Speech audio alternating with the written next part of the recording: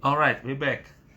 Um, Oke, maaf sebelumnya tadi sempat ada technical error dan semoga ini bisa mulai lagi. Tadi nggak bisa accept Wimby dengan saya Kevin di Instagram.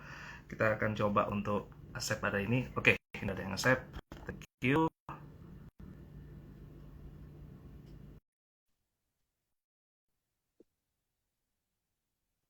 Kita cek apakah masuk apa enggak.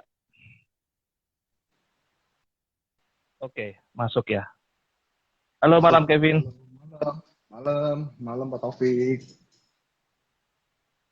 Oke, sekarang tinggal Bibi ya. Oke, ya. Vin, tes suara aja. Ini masuk nggak Vin suaranya ya? Masuk, masuk, good, good. Alright, alright. Oke, Oke, Bibi dari Dana. kita ulang lagi. Sorry ya teman-teman atas keterlambatannya. Thank you banget yang udah nunggu sampai 10 menit lebih kayaknya. Jadi terima kasih atas kehadirannya juga, atas waktunya. Teman udah berdiri di sini dan kita juga berharap untuk nggak mau ngecewain teman-teman. Kita langsung aja untuk panggilkan ke Wimby. Ini dia.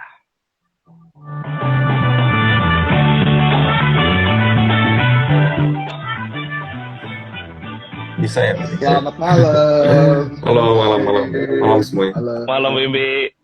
Apa kabar Wimby? Kita ketemu lagi di Baik, sini. baik. Iya, jadi BTW buat teman-teman yang baru join di sini, kita pernah live juga bareng dengan Wimby di 2 minggu lalu ya kira-kira. Kita bahas banyak banget, bahas energi, bahas komoditas. Teman-teman yang belum sempat dengerin, langsung aja dengerin ke IG-nya Cuans atau IG-nya Wimby juga, itu kita save. Jadi teman-teman bisa ngulik lagi apa aja yang sudah kita analisa dan eventually works lah. Kita ngomongin tentang poultry juga dan macam-macam di situ works. Jadi kita juga sini harapannya kita bisa ngobrol bareng tentang market, update gimana, lalu next-nya ini apa. Dan malam hari ini kita ada topik yang seru banget. Karena kita sudah, komunitas udah sempat rame lah dibahas, pastinya namanya market akan muter lah ya sektornya gitu. Jadi topik pada hari ini adalah habis komoditas terbitlah sektor apa ini ke Wimby ya gitu. Mungkin langsung saya kenalin dulu. Jadi sini ada Kevin, rekan saya dari Cuans juga sebagai Head of Community Partner yang akan bantuin saya untuk ngobrol-ngobrol tentang Salam kenal semuanya. market bareng Wimby juga. Oke. Oke. Ya, Kevin mau, aku lagi mau nulis komen dulu bentar.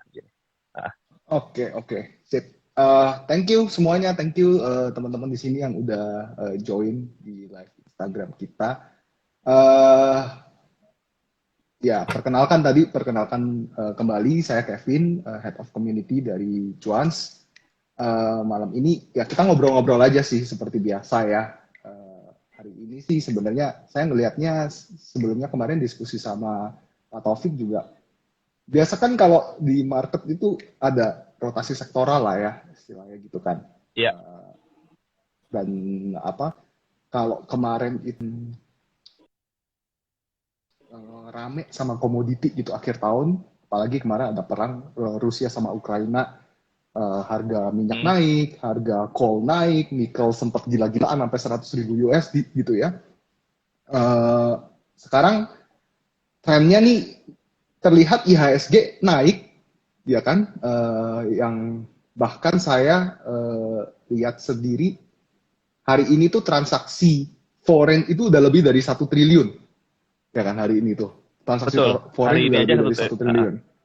Iya 1T gitu kan. Tapi sektornya kelihatannya masih adem ayem semua nih. Nah, belum kelihatan nih sektor-sektornya nih. Kira-kira sektor-sektor mana aja yang bakalan winner ke depannya. Nah, itu yang kita mau tanyain nih ke Ko Wimby nih. Karena Ko Wimby nih selalu nih, kalau saya lihat nih ya, baca-baca nih di channelnya Ko Wimby, ya semuanya bisa join ya nanti ya di analisa saham gratis yang ada di Telegram, atau nanti bisa lihat via Cuans.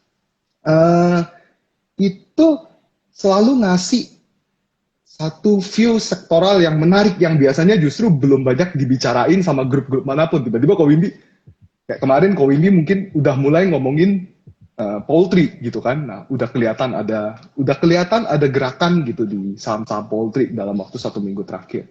Nah, kita mau nanya nih, karena ini kelihatannya IHSG-nya naik ataupun turun, bahkan kemarin IHSG naik lumayan kenceng sekitar 0,6%, tapi kayaknya nggak menarik ya saham-sahamnya tuh, kayak semuanya naiknya tapi tipis-tipis gitu. Hari ini nggak ada saham ARA loh kalau kita lihat gitu kan. Nah, makanya saya mau nanya nih sama Ko Wimbi nih, kalau menurut Ko Wimbi nih, kira-kira dalam pandangan puasa nih, kita cari cuan nih puasa biar Lebaran bisa ini ya, bisa have fun healing gitu. Kira-kira sektor apa sih yang menarik at least buat di bulan puasa ini, Ko Wimbi? Gimana nih? Oke. Pertama, nggak usah pakai kok. Langsung Wimby aja. Panggil Wim aja. Oke, Wim. Agak aneh gitu. Oke. Jadi gini sih, paling sebelum kita ngomongin ke bulan puasa ya, mungkin kita view-nya Ya. kita tarik dulu nih. Kemarin kan boomnya komoditas ya, komoditas lagi gitu ya. Sampai Ya, nikel ya. tadi ya sempat 100.000, terus berapa hari lah stabil di 60 ribuan gitu segala macam. Ada trading halt juga gitu-gitu. Sekarang drop ya, nikel drop. Ada beberapa sumber yang bilang sampai 28.000, ada beberapa sumber yang bilang Ya. udah sampai 32.000 gitu ya harga nikelnya gitu. Jadi kalau kita balik ke komoditas dulu nih view-nya, komoditas ini sebenarnya sebelum kita ngomongin sektor lain pindah kemana ya, kita mesti mikir dulu nih, ini sektor yang sekarang berjalan ini udah end game belum nih? Apa masih ada sisa apa gimana nih? Jadi kita view-nya balik dulu gitu ke sebelumnya. Nah, kalau kita perhatikan ya ini, saya ambil dari Stockbit ya, data Stockbit paling gampang lah di sini, komoditas ya. Kita perhatikan komoditas aja di sini. Di sini sebenarnya nggak lengkap komoditas Stockbit, cuman ya kalau kita perhatikan dari oil, yang crude oil, Brent oil, terus ada natural gas, terus habis itu ada beberapa hard commodity ya, yang kayak metal-metalan segala macam gitu-gitu. Cuman kalau kita perhatikan ini, rata-rata komoditas itu turun loh hari ini. Bahkan kalau di Stockbit ini sendiri, di sini ada sekitar, 1, 2, 3, 4, 9 komoditas di Energi sini. juga turun hari ini. Betul. Jadi merah IHS semua, energi ya ya? walaupun ada yang betul. Jadi komoditas dan energi ya itu turun semua. Terus kalau kita perhatikan lagi, ini yang penting juga nih ya. Komoditas lain seperti yang cenderung kurang diperhatikan lah ya. Contohnya apa? Ada yang namanya gandum, ada yang namanya jagung segala macam, itu kan sebenarnya nggak banyak orang perhatikan. Yang orang perhatikan cuma CPO gitu ya. CPO sendiri kalau nggak salah 6 ribuan sekarang ya. Jadi udah turun juga kan. Dari tadinya sebelum 7 ribuan gitu. Ya ada koreksi-koreksi lah, cuman sebenarnya kita nggak bisa ngambil view terlalu jauh dulu karena ini datanya baru sehari 2 hari, turunnya baru sehari 2 hari. Nah, sebenarnya apa sih yang mau kita perhatikan dari komoditas yang masih tanya ini, udah berakhir apa belum gitu ya. Nah, kalau kita perhatikan komoditas-komoditas ini sebenarnya, apalagi yang kurang diperhatikan ini, yang turunnya lumayan dalam. Contoh, gandum itu hari ini turunnya kurang lebih 7%. Gandum turun 7% tuh lumayan lah ya. Sebelumnya gandum itu sempat ke 1.300-an ya di tanggal pertengahan Maret lah ya. Pertengahan Maret sempat di angka 1.300-an, lalu stabil di 1.100-an, dan sekarang turun jadi 980 harga gandum. Jadi sebenarnya kalau ditanya apa yang menarik dari setelah komoditas itu apa, yang pasti adalah yang terdampak parah dari komoditas gitu. Karena efek dari komoditas naik sebelumnya itu kan pasti ekspektasinya kan, kalau yang namanya Pak saham pasti kan kita ngomongnya forward looking ya, forward looking market gitu ya. Jadi kalau kita ngomongin market ini kan pasti, apalagi saham ya, kita ngomongin masa depannya gimana. Jadi kinerjanya belum ada, semuanya belum ada gitu. Tiba-tiba kita udah ngomongin proyeksinya gimana. Wah, ini harga gandum naik banget nih, harga jagung naik banget. Ini mah bisa bikin kinerjanya buruk, COGS-nya naik, jadi marginnya menipis segala macam gitu-gitu. Jadi yang dibicarakan adalah proyeksi, padahal kinerjanya belum ada sama sekali. Nah, gimana kalau yang kemarin terdampak negatif, sekarang tiba-tiba komoditasnya drop dan kembali ke harga, ya nggak bisa bilang harga wajar sih, cuman maksudnya sudah menuju ya, sekarang sedang menuju gitu ya, sedang menuju ke harga yang setidaknya sedikit wajar gitu. Contohnya ya tadi ya, gandum 1.300 sekarang di 900, itu turunnya lumayan loh, sekitar maybe 25%-an, 30%-an gitu ya.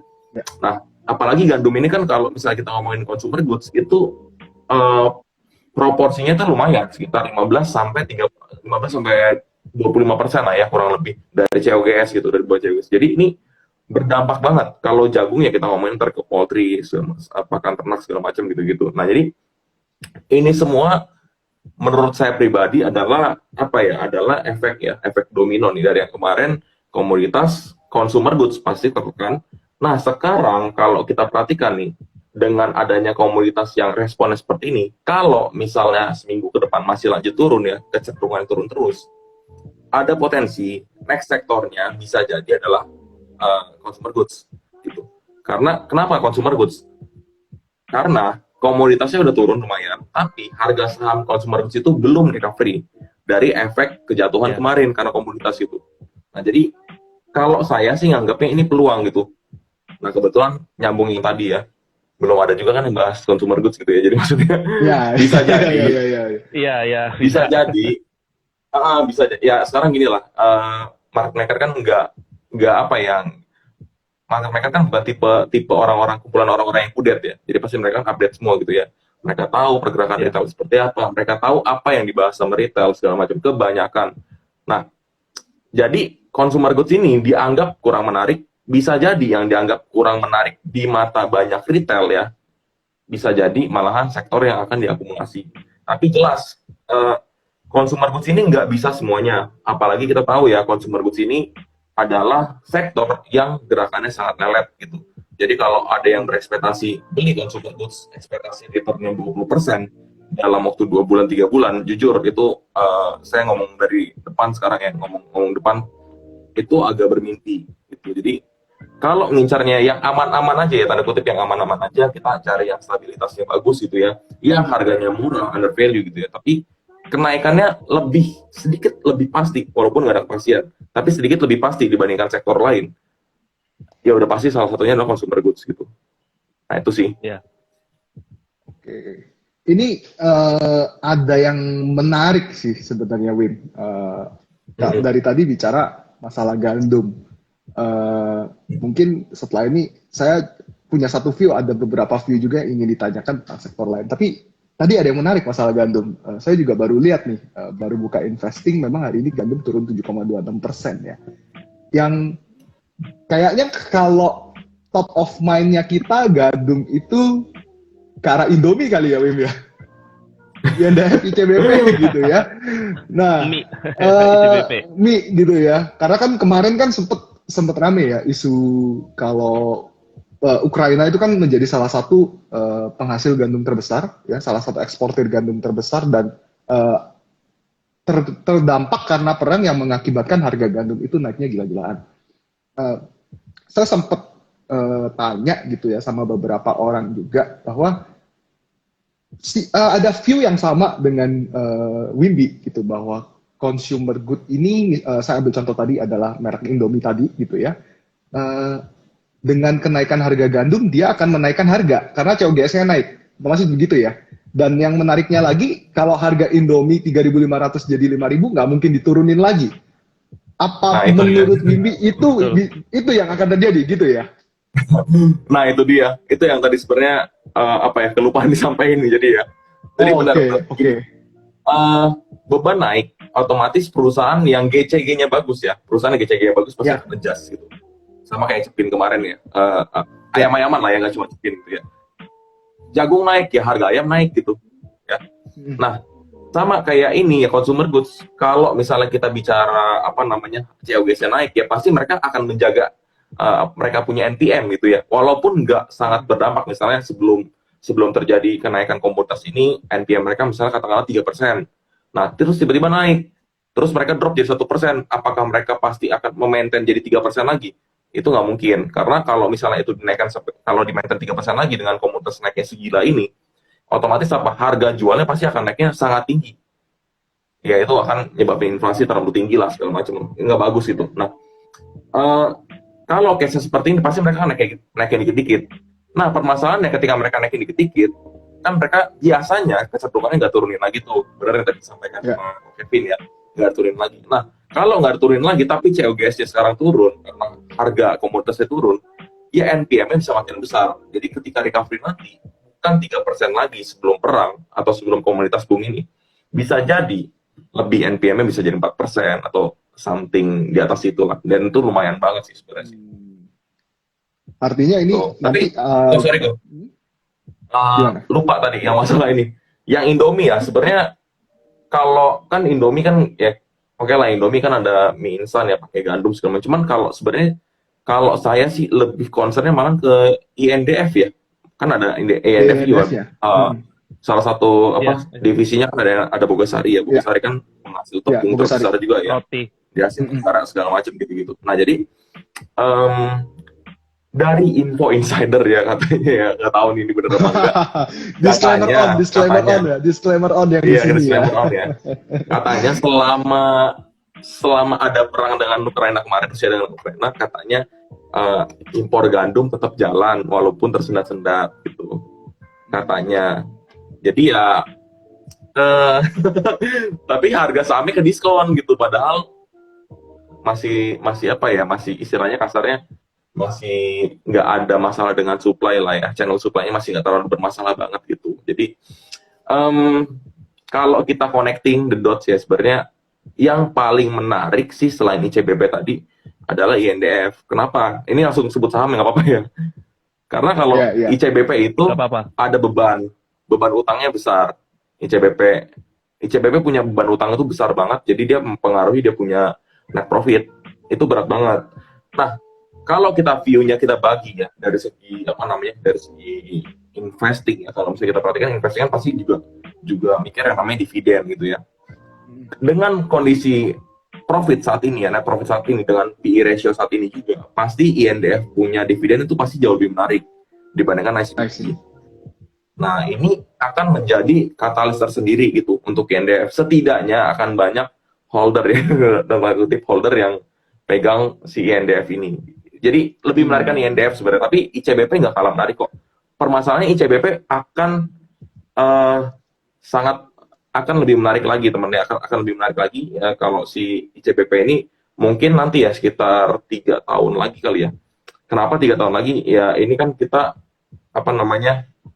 ngomongin si beban utangnya itu kan mulai mengecil segala macam. Nah kalau beban utang mulai mengecil ya dia akan menarik itu. Sorry tadi ada ini ya, ada info lain nih. Sorry tadi saya ralat ya. Yang masalah ini nih yang insidernya suka ngaco nih. Dia ngomong gandum dari Ukraina nggak bisa keluar, katanya nggak ada lagi masuk gandum dari Ukraina. sorry saya ralat. Insidernya suka ini nih. Suka ngaco ya, baru dia lagi nonton live nih, insidernya bisa dilihat nih. Lagi nonton juga nih, lagi nonton Wimby. Lagi nonton nih. Ya kan?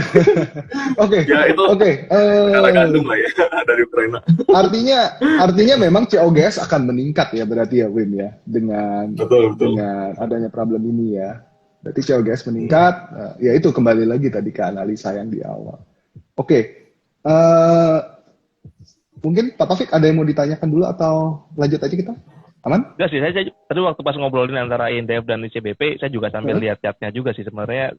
Dari sisi technical ini kan tentunya kan yang namanya kita pengen masuk, saya sendiri juga sebagai technical analysis juga untuk ngelihat entry point, kemudian level di mana, dan mempertimbangkan dengan sentimen yang ada saat ini gitu, yaitu ke consumer goods. Dan mungkin dari Kevin bisa dikasih analisa sedikit kali ya, antara misalkan kalau kita bandingkan antara INDF dan CBP yang dua emiten tadi yang lagi disebut. Oke, aku coba, ini bisa nggak ya kalau nunjukin video? Kelihatan nggak ya? Well, kalau nggak bisa juga nggak apa-apa sih, maksudnya kan teman-teman kayaknya Kevin nggak kelihatan. Nggak kelihatan, oke, nggak apa-apa. Oke, aku juga sambil buka chat sih samping sini sih. Ya, jadi kalau dari sisi technical analisa ini sebenarnya dia udah sempat pernah nyentuh salah satu support di bulan Juni ya tahun 2021, itu ada satu wick di situ, candle yang kasih wick di situ. Iya. Ya. Cuma memang ini kelihatannya dia itu ngerespon dari demand area yang sebelumnya udah dibentuk sih. Ya di 2020 ya, 2020 sempat drop 2 kali, bulan Maret sama bulan Mei dia ngerespon di demand area yang ada di situ.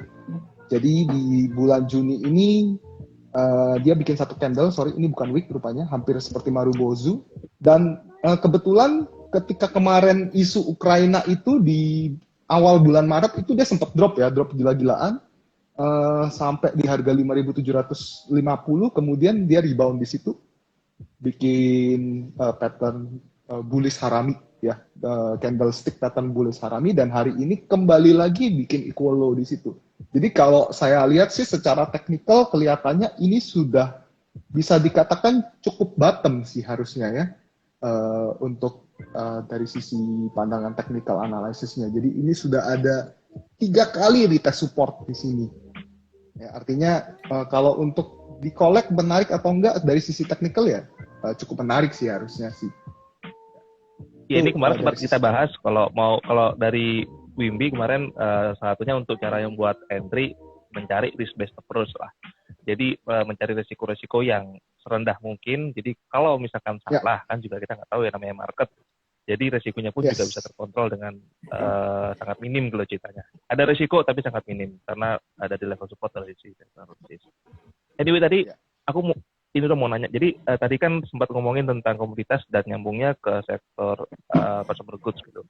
Komoditas ini kan juga satunya ada yang berhubungan dengan bahan-bahan yang dipakai untuk konstruksi, juga ada properti gitu. Itu apakah nanti akan mempengaruhi harga bahan baku dari luas tersebut lah, antara properti dan konstruksi?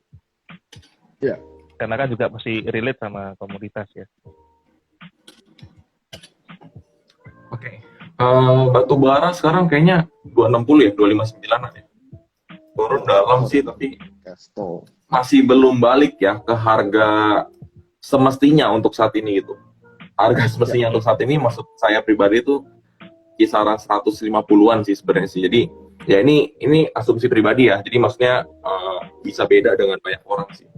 Nah, kalau kita ngomongin batu bara ya, kenapa sih mesti balik ke batu bara? Kan kita kan ngomongin konstruksi nih. Ya karena batu bara ini kan salah satu bahan baku dari semen gitu ya. Semen itu kan 30% bahan bakunya kan dari batu bara gitu. Nah, jadi mau nggak mau kita mesti nyinggungnya batu bara lagi gitu. Oke lah, semen ada DMO-nya nih. Semen DMO-nya kalau nggak salah di 90 ya. Kalau saya baru keluar kemarin. Iya, baru keluar kemarin 90, sebelumnya 60. Nah, iya 90 kan sekarang. Nah, ini juga sebenarnya membantu sedikit lah. Cuman tetap aja sih, tetap kita walaupun ada DMO ya, tetap kita patokannya tetap ngelihat gitu harga batu. Kalau DMO berarti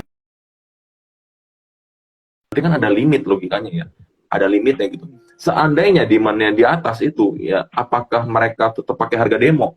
Kalau menurut saya pribadi sih ya, saya nggak tahu ya teknisnya gimana, cuman harus secara logika sih kalau dia melebihi limit harusnya sih dia pakai harga wajar ya, harga acuan wajarnya setidaknya terdiskon sedikit lah, nggak pakai yang pure demo. Itu kalau misalnya demand-nya tinggi.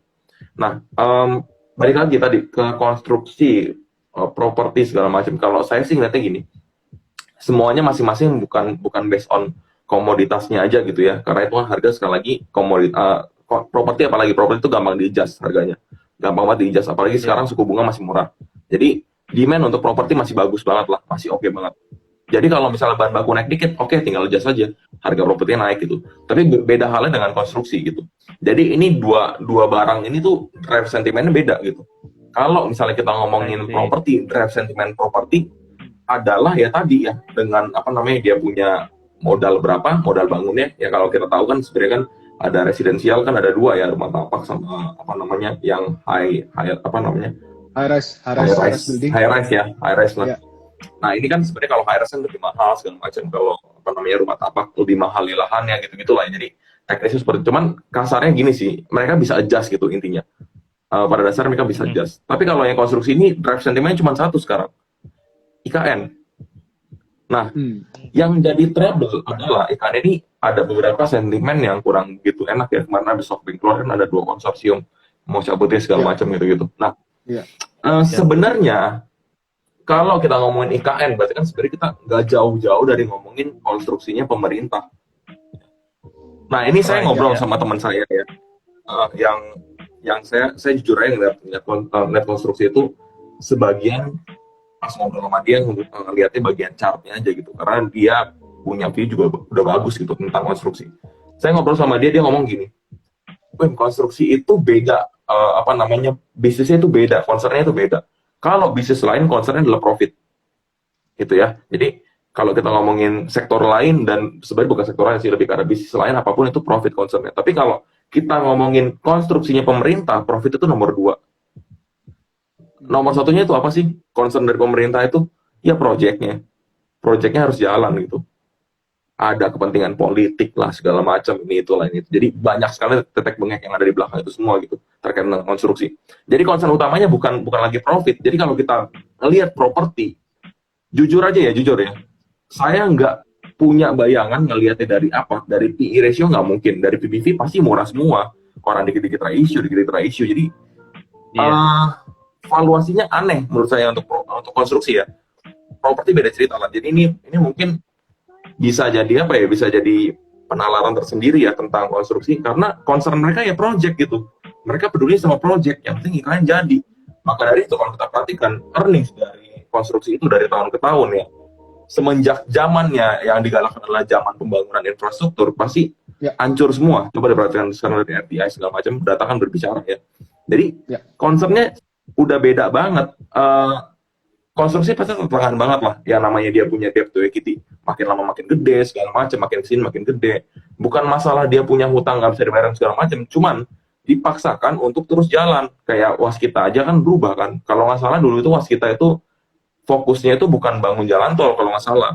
Sekarang aja udah di bangun jalan tol segala macam. Akhirnya kan mau divestasi segala macam. Katanya mau kembali ke nature bisnis awal gitu segala macam. Jadi semuanya sekarang diarahin benar-benar tujuan lain, bukan profit oriented. Jadi konstruksi jujur aja, kalau saya bullish apa untuk konstruksi?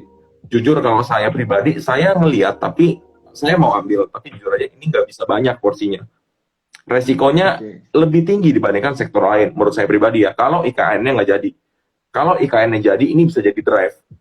IKN jadi itu nggak akan memperbaik per dengan 180 derajat, nggak akan, apalagi konsorsium dicabut segala macam itu. Kita ngomongin fundanya nggak akan berubah banyak lah kalau kita ngomongin konstruksi. Apalagi masalah IKN pasti itu bakal ada nomboknya juga lah, nggak mungkin enggak gitu. APBN mau sebanyak apapun pasti ada nomboknya juga. Jadi kalau disuruh milih ya konstruksi apa properti, jelas properti gitu. Tapi kalau ditanya konstruksi menarik apa enggak, menarik tapi banyak gitu. Artinya sentimen IKN ini dengan kondisi yang kemarin ya sebenarnya kan sebelumnya IKN ini menarik gitu ya. Mungkin di awal bulan Maret nih sempat menarik gitu ya IKN ya. Kalau nggak salah nih sempat ada respon di tanggal 8-9 Maret gitu ya untuk konstruksi. Masih heboh lah waktu itu, udah mulai IKN, Pak Jokowi juga udah sempat datang ke area untuk ngecek gitu. Terus tiba-tiba muncul tuh, saya masih inget tuh hari Minggu saya lagi baca berita, SoftBank keluar gitu. 3 hari yang lalu, ya kan 3 hari yang lalu baca berita lagi, ada 2 konsorsium lagi yang keluar. Jadi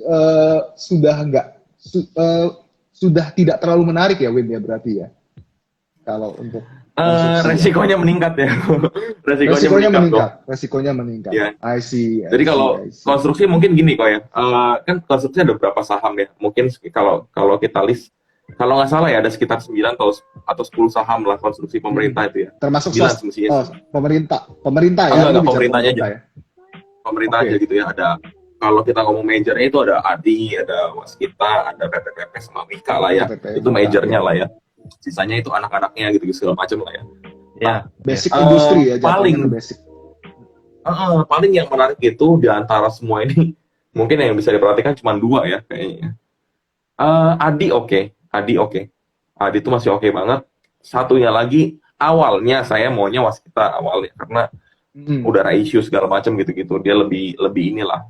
Tapi kalau dipikir-pikir dengan resiko yang ada saat ini ya, dengan pertimbangan resiko segala macam, ya pasti kita pilih yang bisa survive dulu. Jangan ngomongin yang kira-kira wah ini harganya lebih murah segala macam. Tapi kita ngomongin bisa survive dulu di masa pandemi kemarin.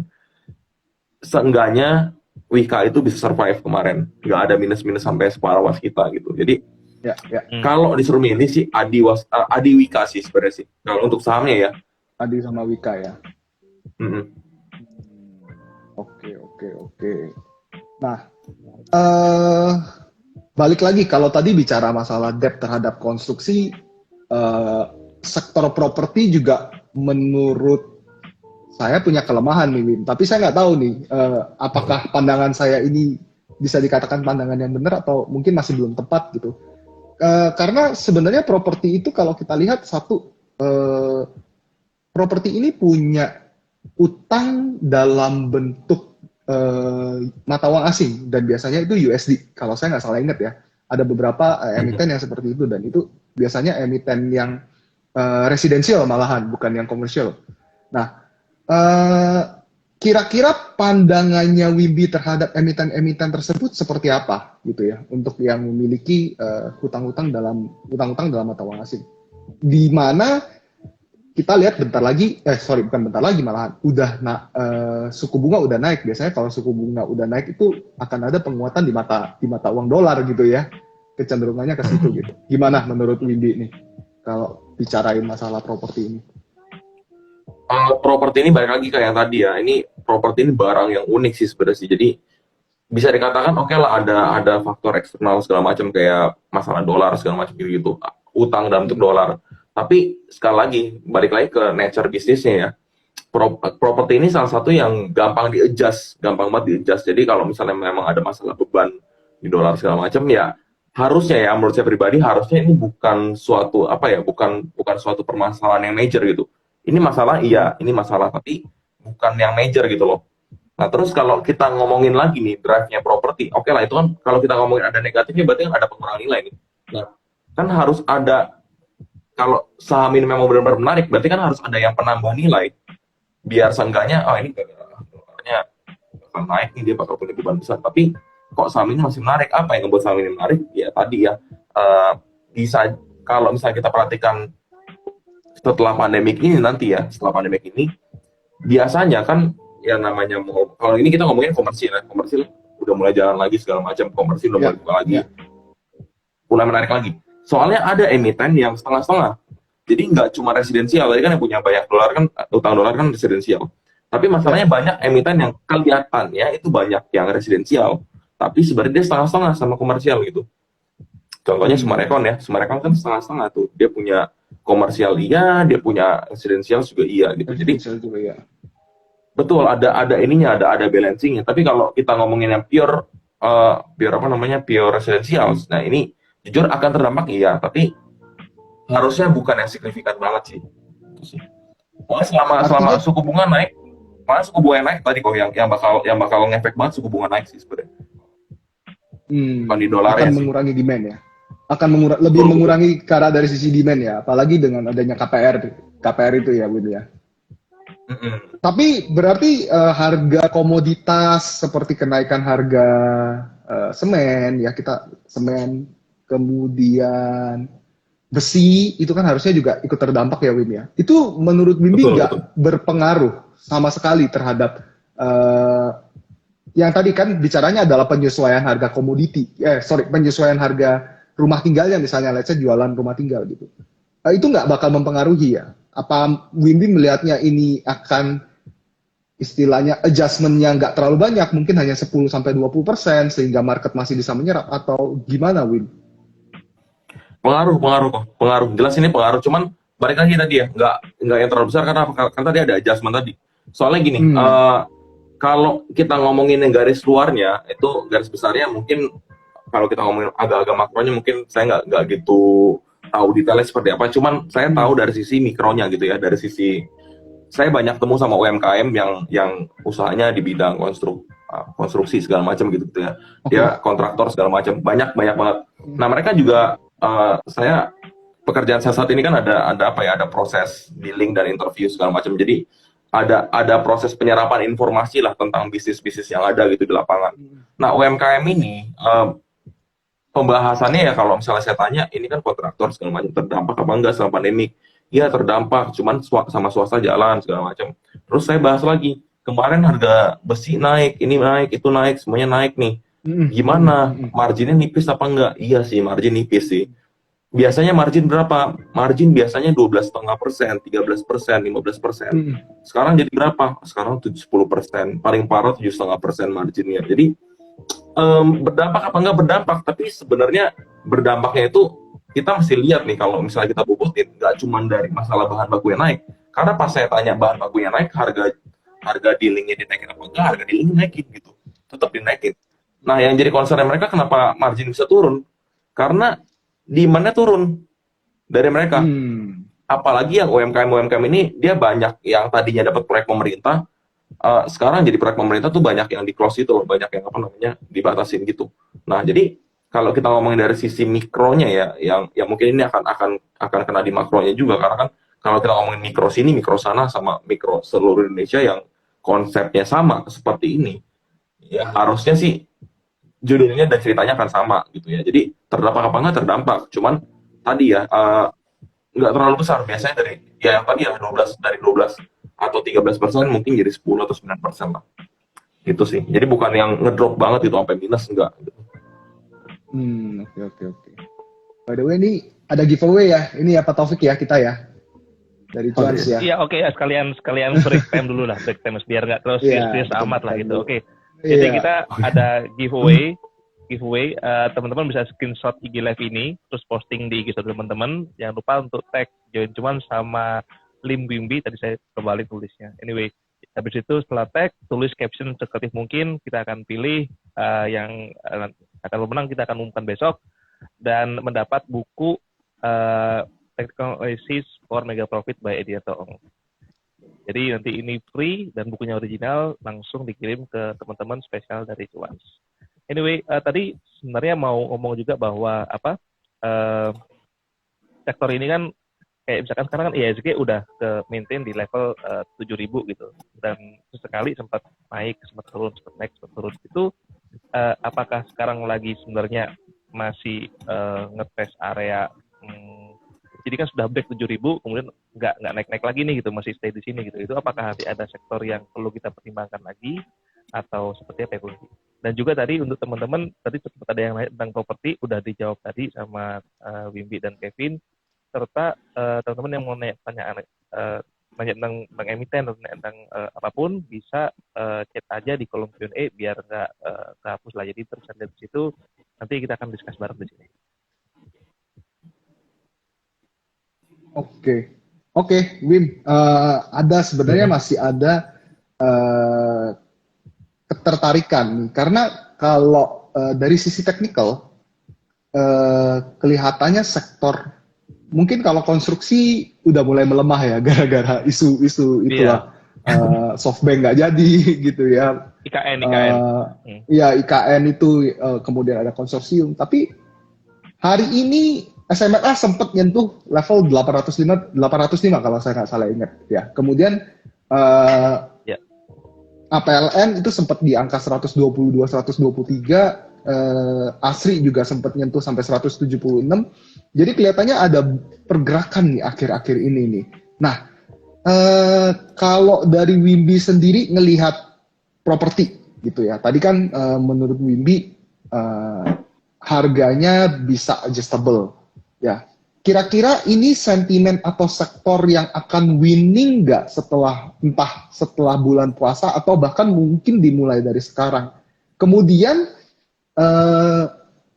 terkait dengan ibu kota negara baru kan harusnya ada beberapa properti yang memiliki land base di sana ya. Nah itu kira-kira pandangannya gimana nih Wim untuk sektor-sektor properti ini?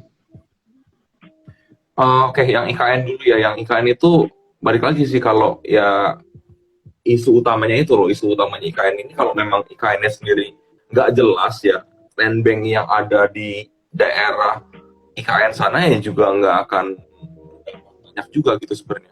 Jadi balik lagi ke isu utamanya. Ini kalau IKN jelas apa enggak nih? Investornya gimana? Ini pasti masalahnya kemungkinan besar bakal defisit punya segala macam, dan defisit lumayan besar gitu. Jadi kalau ini sentimen awalnya udah nggak begitu bagus, land bank yang di sana nggak akan terlalu dipedulikan. Walaupun sebenarnya ini udah running lebih dulu, kan banyak yang cerita kan di sana ya, punya tanah, beli tanah di sana tahun berapa, sekitar 2019 atau 2020 gitu ya, beli tanah di sana.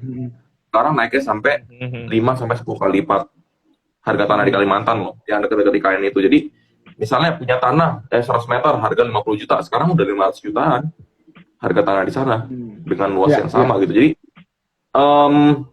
kita ngomongin realnya udah segila itu, jalannya udah segila itu. Cuman ya masalah kalau kita ngomongin yang lebih luasnya lagi kan masalah properti, masalah IKN ini segala macam, land banknya sebesar itu, kalau IKN-nya nggak jelas ya susah sih sebenarnya sih. Nah terus yang kedua tadi properti apakah bisa jadi next sector apa enggak ya? Kalau menurut saya bisa jadi salah satunya, bisa jadi salah satu sektor yang akan bagus gitu ke depannya. Terutama ada beberapa sektor yang kalau kita lihat ya, kalau kita view-nya panjang kan sebenarnya time frame panjang kan, dari teknikal ya kok ya, teknikal kan bisa pakai apa namanya 50 atau 200 lah ya, gampangnya lah ya.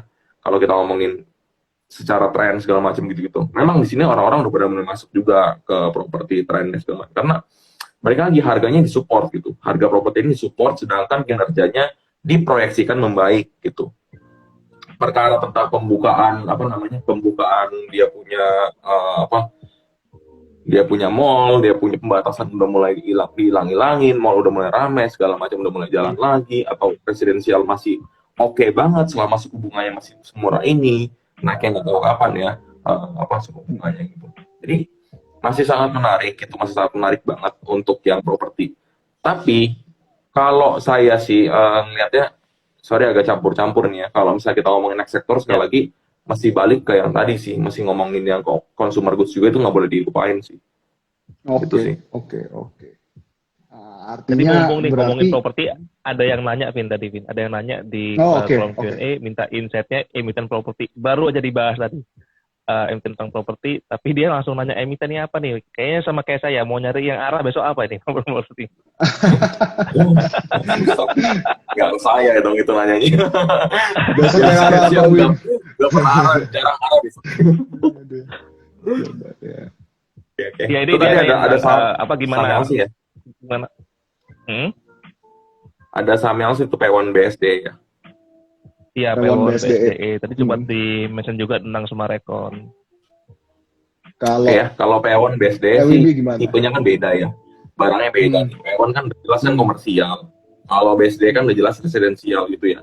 Kalau kita ngomongin BSD ini, apa sih harta BSD yang terbesar yang bisa jadi katalis? Ya BSD adalah emiten properti yang punya land bank terbesar di Indonesia gitu kan ya. Jadi ya ini jelas dua barang yang berbeda ya. Kalau P1 ini kan rentanya tinggi ya. Karena dia memang dia lebih komersial dibandingkan Sumarekon si P1 ini. Jadi rate-nya P1 ini bisa dibilang sangat tinggi ya. P1 punya rate itu. Jadi kalau misalnya kita ngomongin kasarnya nih, nanti isu COVID udah mulai, kalau saya sih ngerasa isu COVID udah makin reda ya segala macam. Jadi harusnya akan bagus juga untuk P1 nih segala macam nih. Jadi untuk yang sebenarnya kalau saya sih mikirnya udah cuma dua aja gitu. Kalau yang komersial itu udah mikirin tentang masalah pembatasan sosial segala macam, bentuknya apapun lah ya itu ya. Kalau yang residensial sini udah kita ngomongin suku bunga aja, udah dua itu aja gitu patokannya. Jadi draftnya cuma dua ya. Itu sih. Oke. Tapi kalau saya sih pribadi agak kurang cocok sama P1 sih, tapi ini pribadi sih. Karena P1 itu kayaknya bukan keberatan sih. Terlalu fokus ke satu kota nggak sih? Kalau menurut Wimbi, P1 itu kan banyaknya di Surabaya ya mainannya ya. Betul. Banyak.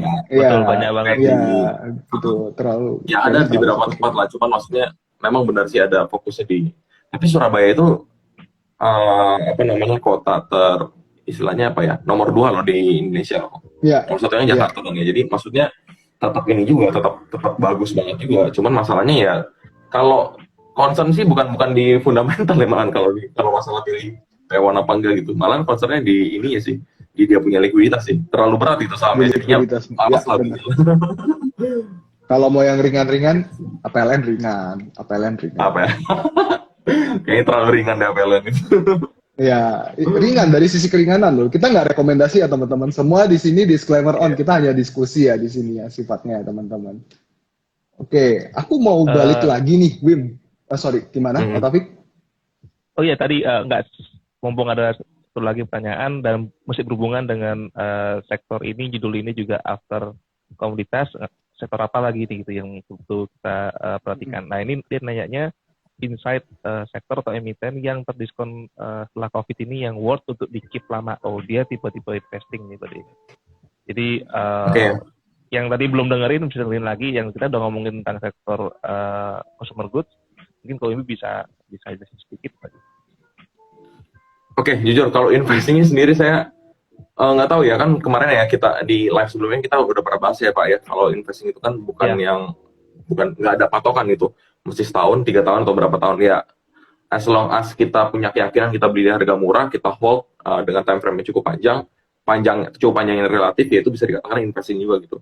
Nah, baik lagi nih, emiten diskon COVID yang worth dikit lama ya, lamanya ini kan kita nggak tahu nih time frame berapa lama ya. Oke, nah sekarang permasalahannya adalah highlightnya dari COVID ya, diskon dari COVID gitu. Nah kalau kita ngomongin diskon dari COVID ini kan disruptnya ada beberapa hal ya. Ya kalau kita ngomongin ada pariwisata segala macam ya, kita nggak sana lah ya. Itu mungkin terlalu ini. Lagian juga saham pariwisata kan nggak banyak. Yang berkaitan dengan pariwisata ya, itu kan nggak banyak juga gitu. Jadi kita ngomongin langsung yang ada aja. Yang paling terdampak apa sih? Ya kan pasti kalau ngomongin COVID baik orang ya. Sering diimajinasikan buying power orang itu berkurang segala macam. Berkurang apa enggak? By data iya berkurang. Cuman not that significant gitu. Kalau misalnya yang ngomongin buying power. Nah, jadi salah satunya adalah bisa diperhatikan consumer goods itu, karena orang mikirnya gini, buying power-nya akan recovery. Ini saya ngomongin consumer goods bukan gara-gara mau pom-pom consumer goods mulu, tapi memang momennya pas aja gitu. Nggak tahu kenapa Pak. Momennya pas gitu memang. Ya, silakan Win, sorry. Oh iya. Jadi memang momennya pas aja sih yang masalah consumer goods ini sih. Terus selain itu ya, yang terdampak COVID kan pasti yang tadi ya, kita masuk ke properti tadi kan, properti komersial ya, bukan yang residensial sih ya. Jadi emiten properti komersial itu pasti akan bagus lah. Terus yang ketiga apa? Yang ketiga adalah retail, udah pasti. Nah, retail ini sebenarnya saya dari kemarin pengen bahas retail, cuman kok harga MAPI itu nggak turun-turun gitu, jadinya males bahas ya gitu. Harga MAPI nggak turun-turun ya. MAPI kalau nggak MAPI nggak turun. MAP B-nya turun nggak? Tapi MAP B-nya nggak ini ya. Starbucks kan MAP B kan, cuman nggak liquid ya. MAP B-nya nggak liquid ya. Iya makanya. Oke, nah tadi ini masih menarik nih Pak Taufik nih untuk kita ngebahas next sektor, karena perlu digali sebenarnya ya, kelihatannya IHSG lagi membosankan, naiknya juga pelan. Kalau kita lihat by chart itu composite itu malah bikin kayak rising wedge ya. Jadi kayak udah siap-siap koreksi kalau dari sisi teknikal gitu ya. Nah, seperti yang kita tahu, consumer yang di-mention sama Wimby tadi itu salah satu sektor yang sangat-sangat defensif. Bahkan waktu terjadi COVID itu, consumer itu salah satu sektor yang paling bertahan ketika COVID. Nah, tapi ada satu lagi tadi sektor yang kebetulan Wimby sempat mention, dia itu sektor retail. Kalau dari sisi sektor retail sendiri nih, Wimby suka apa nih? Selain MAPI lah istilahnya. Kalau MAPI kan ya tadi harganya nggak turun-turun tuh. Kalau dari sisi swing ataupun swing vesting lah istilahnya. Nah selain MAPI kira-kira apa ya? Cuman 2 sih ya Pak ya kalau retail ya. Yang menarik ya sebenarnya. Ada 3 lah, sorry, ada 3. Satunya lagi sebenarnya ada 4 tapi satunya kita exclude lah ya. Ini Rans ya. Rans market ini bisa bagus nggak bagus, tapi ini kan sebenarnya kan bukan gara-gara masalah dari retail atau enggak, tapi ini kan sebenarnya gara-gara sentimen dia diakuisisi sama Blibli kan ya. Sama Blibli. Jadi itu drive-nya beda lah, barang-barangnya beda gitu. Nah kalau 3 ini tuh apa sih sebenarnya? 3 ini kan ada yang awal-awal yang sering saya share itu adalah isu buyback yang dulu ya, itu Rals ya, Ramayana. 1 tuh Ramayana, yang 2 itu ada MAPI, yang ketiga itu Era ya. Jadi Rals, MAPI, Era ini udah pasti kan enak ya, karena kan barangnya dia jual handphone segala macam gitu-gitu, dimana penjualan naik juga gitu ya untuk Era. Nah cuman ya kalau misalnya kita lihat sih sebenarnya, kalau ini kan kita kan masih dapat 3 saham nih, kita misalnya mau coba eliminasi lagi nih. Oke, kita eliminasi dari 3 ini apa, sisanya apa aja. Kayaknya Rals ini masih dieliminasi juga gitu. Oke lah, isu buybacknya bagus segala macam, cuman dia nggak punya nggak punya pergerakan yang kira-kira mau menunjukkan ke arah digitalisasi gitu. Jadi seakan-akan kurang menarik gitu sih untuk Rals. Ya kecuali ada kerjasama dengan dengan emiten apa segala macam yang dia bisa ngedongkrak dia punya sales, itu beda cerita. concernnya kalau yang namanya barang-barang retail itu pasti di sales gitu. Kalau salesnya nggak bisa naik, jangan berharap dia punya net profit naik gitu.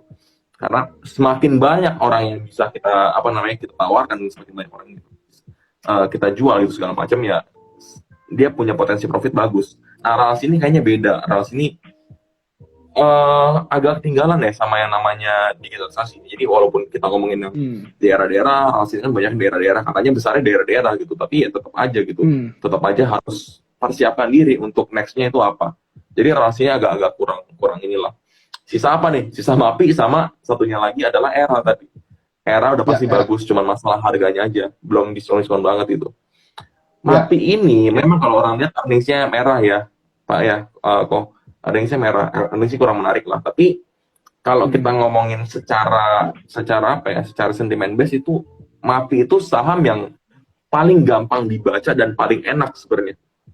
Kalau kita perhatikan ya, dari tren harganya aja itu gampang banget, dia naik turun udah beres gitu, that's it. Ya ada lah konsolidasi berapa hari gitu. Cuman maksudnya MAPI itu dari dulu sampai sekarang selalu begitu gitu.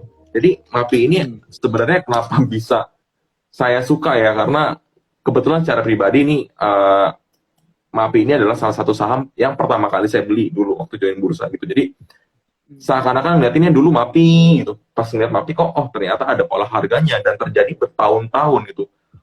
Pola harganya ya sangat gampang dibaca intinya gitu kalau untuk MAPI.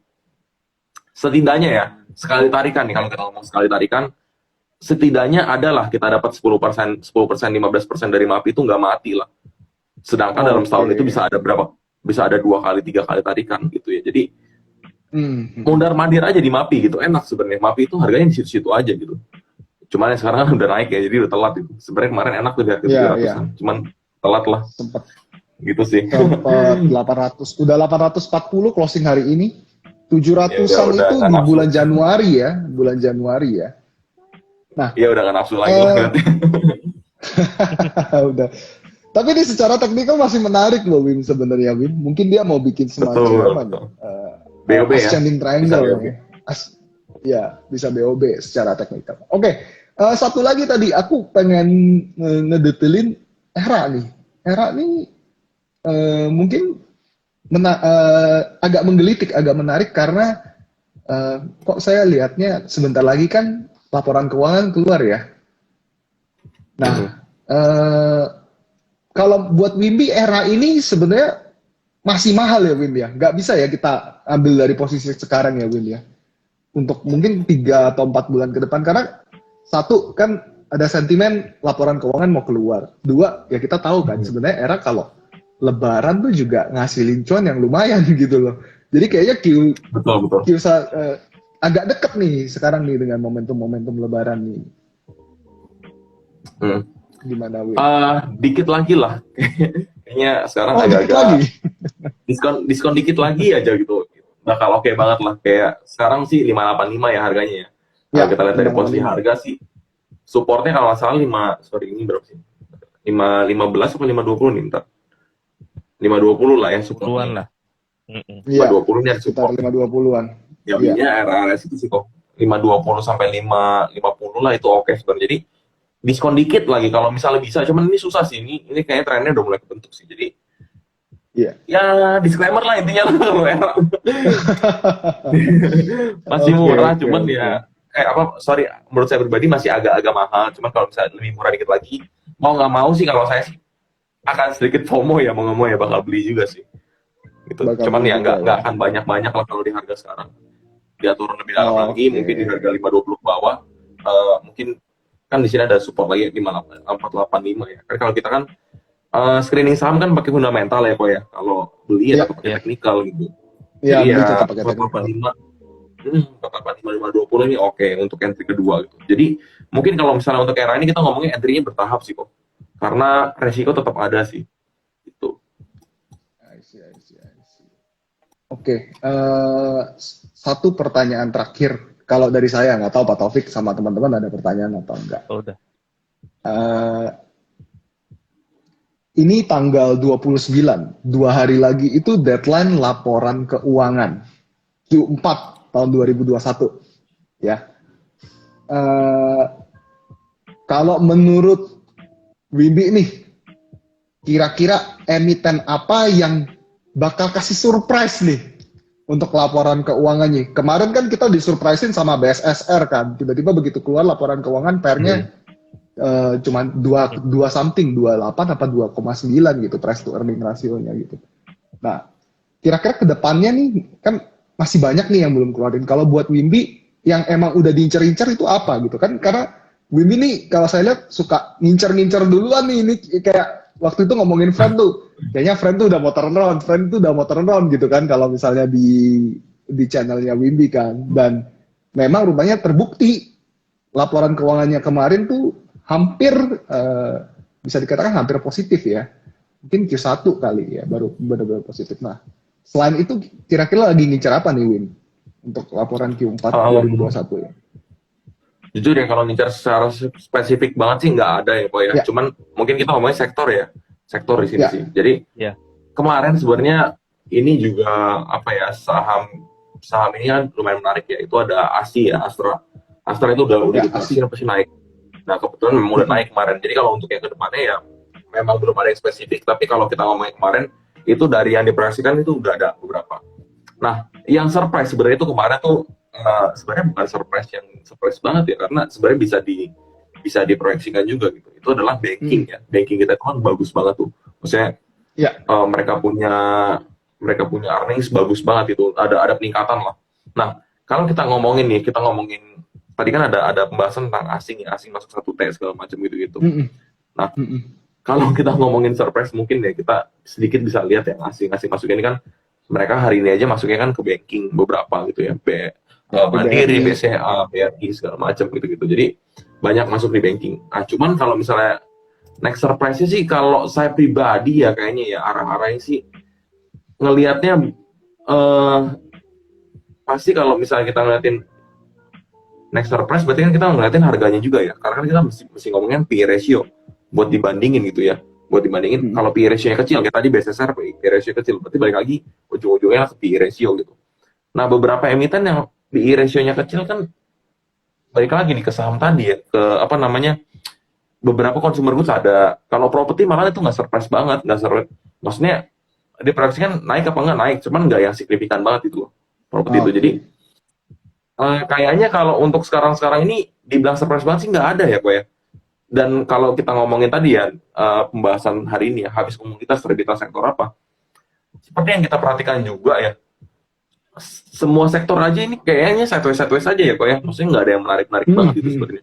Kasar, jadi kayak gairahnya nggak tahu kemana gitu. Makanya kalau ngomongin nanti ada Q4 mau keluar ya segala macam, lihat lain 2 hari lagi segala macam. Kalau saya sih sebenarnya dibandingkan kita agak sedikit gambling ya dengan apa mana nih yang bakal apa meledak nih segala macam.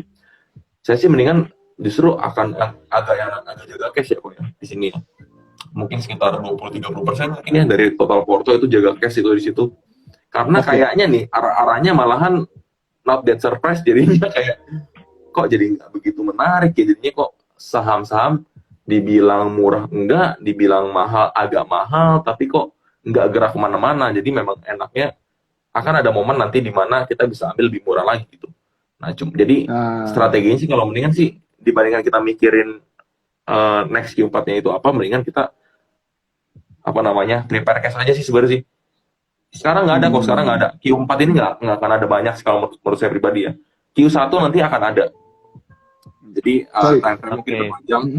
Jadi mendingan kita prepare cash nanti untuk Q1 aja. Nggak usah terburu-buru karena kita kan goals akhirnya adalah return setahun kan sebenarnya kan. Jadi jangan yang terburu-buru aja lah intinya sih sebenarnya. Oke. Nah, atau ini mungkin dia nggak terlalu gerak-gerak karena mau nungguin Goto listing nih kan, ntar lagi juga Goto akan listing, jadi nah iya tuh, itu tadi yang ada di kepala saya juga tuh Pak Taufik tuh, ya kan, apa jangan-jangan karena Goto ya, kan kita tahu sendiri waktu itu pas buka itu kan ini ya, fund tuh lagi pada narik-narikin, cuma sih yang kayaknya Goto ini nggak terlalu kelihatan, tapi memang memang pada nungguin kali ya Wim ya, sektor tech lah. Tech ya. Ngomongin tech kemarin kan saya ada buat video tentang Goto ya segala macam, cuman pro kontra lah kalau Goto itu lah ya. Nggak tahu nih masih ada nggak ini. jujur ya kalau masalah ngomongin Goto itu kemarin itu saya ngelihatnya itu Goto itu ada punya ini juga, ada punya apa namanya, ada punya masalah juga kan dari valuasi segala macam. Masih agak mahal lah kasarnya kalau untuk Goto. Nah, ngomongin Goto ya, kok jadi agak-agak ini ya. Goto itu saya jujurnya nggak begitu ya. Dulu nih ceritanya sebelum dia listing, sebelum dia ngeluarin prospektus lah ya. Sama Goto itu, wah ini Goto saham yang harus dipunya lah. Pokoknya minimal berapa harus punya lah gitu ya. Sekarang kayaknya bodo amat lah, kayak nggak yang terlalu kayak kurang menggairahkan aja gitu loh. Karena kalau kita sekarang underwriter-nya aja dia udah proyeksiin rugi loh. Underwriter-nya proyeksiin rugi sampai 2025 ya. Nah, dengan perhitungan yang sama ya, kalau harga Goto sekarang nggak gerak ya, contohnya sekarang kan dia Goto itu kalau nggak salah di 380-an something kalau nggak salah track. Iya. Berapa? 3 berapa? 314 ya atau 340 ya kalau nggak salah ya. Iya, 340 ya. 338 big building. 338 ya, 338. Nah, dengan proyeksi itu kan kalau nggak salah Goto punya market kan kurang lebih 400 T ya segala macam. Nah, lucunya kalau kita proyeksikan dengan dia punya kerugian ya, ini yang proyeksikan juga si apa namanya underwriter-nya sendiri. Underwriter-nya. Lucunya ekuitasnya Goto itu jadi turun. Ekuitasnya Goto itu bisa jadi sekitar 40 T. Lah berarti 2025 PI apa dia punya PBV berarti udah 10 kali dong. Sekarang kan yang diomongin kan PBV-nya Goto cuman 2, something lah, nggak nyampe 3 kali lah. Wah, Goto ini murah dilihat dari PBV segala macam. Cuman kalau saya sih ngelihatnya emiten-emiten yang ngomongin tentang growth ini ya mereka kan saham-saham growth ya, cepet lah segala macamnya. Kita ngomongnya jangan ngomongin di PBV, nggak nyambung. Bisa ngomongin FM itu bisa. Ya intinya kita ngomongnya arahnya ke earnings lah ya. Nah masalahnya earningsnya 2025 ruginya lumayan, masih 20-an T gitu. Jadi kok kayaknya agak-agak ini ya. Walaupun murah ya, kemarin ada perhitungan murah itu. Cara ngitung murahnya itu kalau nggak salah itu kita hitung investor awalnya nyetor berapa sih? Investornya nyetor berapa? Karena kan gini, kalau kita lihat di laporan keuangannya Goto ya, kan ada di apa namanya ada pos yang di ekuitasnya itu ada pos yang ngomong kayak gini. Total modal yang sudah di store kalau nggak salah nama akunnya gitu ya. Itu kalau nggak salah 170 something T lah, 179, 178 gitu kalau nggak salah. Nah kalau kita hitung berdasarkan ekuitasnya itu segala macam ya, terus kita tambahin dengan kalau ya kita jangan ngomongin kerugian yang udah ada lah, kita anggap kerugian yang udah ada pada Goto itu adalah suatu biaya sehingga membuat Goto yang tadinya nggak ada apa-apa sehingga sebesar sekarang dan dibutuhkan seperti sekarang. Jadi anggap aja itu udah sangkos lah intinya, kita nggak bisa bahas lagi itu. Nah, si modal di store ini kalau kita hitung-hitung convert ya, mungkin detailnya ada di video YouTube kemarin ya. Cuman kalau nggak salah angka valuasi Goto yang paling masuk akal itu kalau nggak salah di angka 240-an ya kalau nggak salah ya. Nah kalau 240 itu boleh lah diklik lah. Detail angkanya ada di itu sih. Ini Excelnya nggak ketemu nih di sini soalnya. Di videonya ya. Excelnya ketemu nih Excelnya. Bentar ya, ini kalau kita perhatikan sebenarnya kalau kita ngomongin modal per saham di store itu kan di angka 165 ya. 165, cuman kan ini kan benar-benar uang yang mereka 165 doang gitu maksudnya kalau misalnya kita convert. Sedangkan kan nggak mungkin kan tadi ada biaya-biaya yang beban-beban tadi yang sehingga membuat mereka besar tadi. Terus dengan kondisi Goto yang seperti sekarang, jadi kalau 165 nggak worth it. Nah, kita hitung di sini berdasarkan valuasi ada 2, GTV dan juga sales base ya. Kalau kita ngomongin GTV di sini ya, kita arahnya mungkin kalau di 2022 ini valuasi Goto setidaknya 328. Tapi kalau misalnya kita ngomongin sales base setidaknya 287 gitu. Jadi kalau ditanya mungkin Goto menarik apa enggak, mungkin akan menarik kalau harganya itu di kisaran 244 sampai 287 lah. Itu sih itu. Jadi harga sekarang agak mahal. 244 287. 244 sampai 287 ya. Untuk kalau mau ngincer ya kita ya. Besok evaluasi tapi ya itu ya. Kalau dikasih.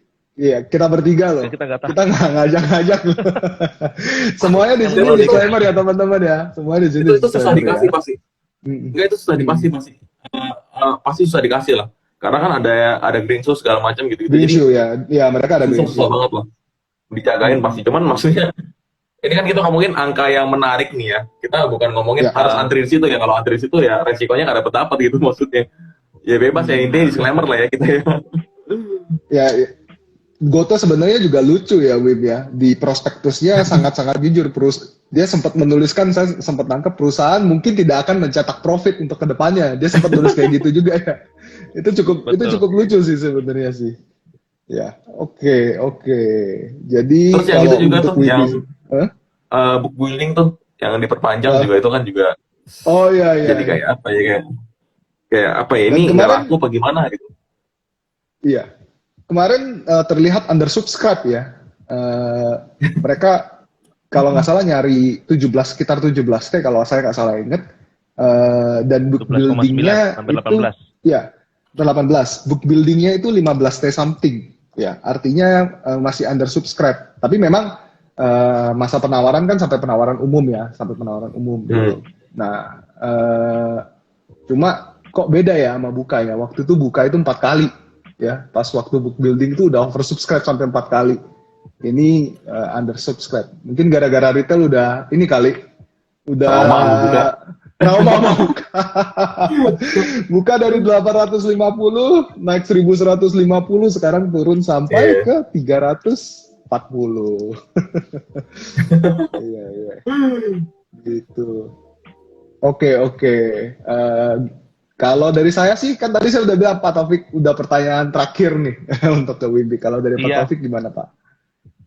Udah juga, ini pun ya udah gua kode-kode juga nih, ini udah last question karena udah sejam lebih kita ngobrol di sini. Jadi mungkin kita udahin dulu. Jadi thank you banget Wimbi udah mau nemenin kita lagi, jangan kapok-kapok, kita mungkin bisa buat kayak gini 2 minggu lagi dibuat rutin lah, kita biar ngobrol kayak gini biar lebih santai lagi juga sama Kevin, kita ngobrol yang macam-macam ya, karena nanti habis ini kan juga gue tuh mau listing, kita akan lihat reaksi market apa yang terjadi setelah GoTo listing, sektor apa yang terdampak dari GoTo, misalkan ada yang naik, ada yang turun, kita nggak tahu lah ya. Jadi kita lihat nanti dan ngobrol-ngobrol lagi setelah GoTo listing ini. Dan teman-teman yang udah ada di sini, thank you banget udah mau hadir, udah sejam di sini bareng-bareng kita.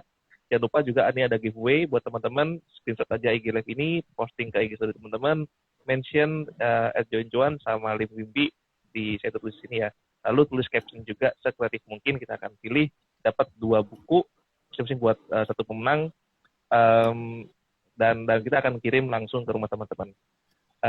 Sementara itu aja, terima kasih banyak Wimbi, terima kasih banyak Kevin atas waktunya, dan Thank you Pak teman-teman. Thank you Pak Taufik. Selamat malam. Thank you. Yo, Selamat malam. bye-bye. Bye. Bye.